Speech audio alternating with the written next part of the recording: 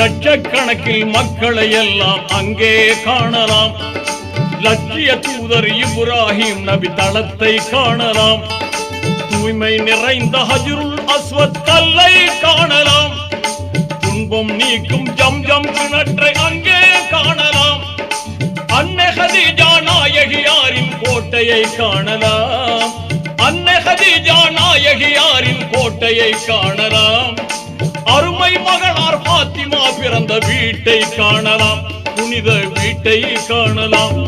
லப்பைக் லப்பைக் அல்லாஹும்ம லப்பைக் லப்பைக் லப்பைக் அல்லாஹும்ம லப்பைக் இன்னல் ஹம்த வன் நிஅமத லக வல் முல்க லப்பைக் லா ஷரீக லக் லப்பைக் லப்பைக் அல்லாஹும்ம லப்பைக்